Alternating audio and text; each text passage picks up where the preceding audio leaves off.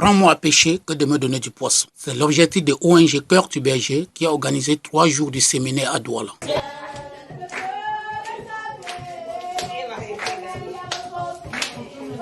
A noter que l'ONG Cœur du Berger est présent dans 13 pays du monde. Sa première action vise à venir en aide aux victimes des génocides, aux déplacés de conflits armés. Fournit une assistance aux populations des pays en guerre ou aux réfugiés dans les zones conflictuelles du monde. Sa charte est la déclaration des droits de l'homme. L'ONG Cœur du Berger lutte également contre la faim et la pauvreté dans le monde. Il élargit son activité pour proposer aujourd'hui des solutions durables à des problèmes humanitaires et de développement. Les femmes inscrites, malgré les lourdes charges, ont honoré d'une présence attentive et assidue à cette activité. Quand on dit qu'on est enfant de Dieu, il y a des principes que tu dois suivre pour voir la manifestation de la gloire de Dieu.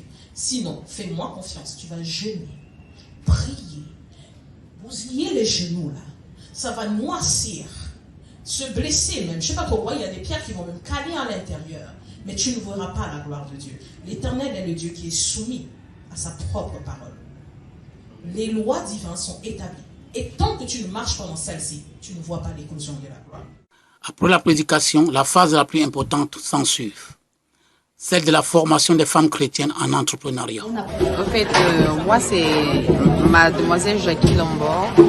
Et en fait, il est vrai que je n'étais pas là au début, mais je suis arrivée le deuxième jour. Mais j'ai été bénie par la servante de l'Éternel, par le message qu'elle a passé, parce que c'était le message était la femme et son leadership.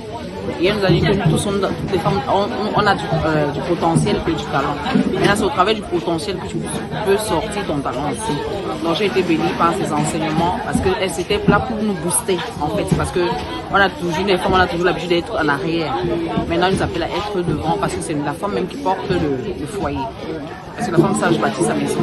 La femme qui porte le foyer. Et vu l'œuvre humanitaire de se soucier des orphelins et des veuves, moi, ça m'a vraiment touché.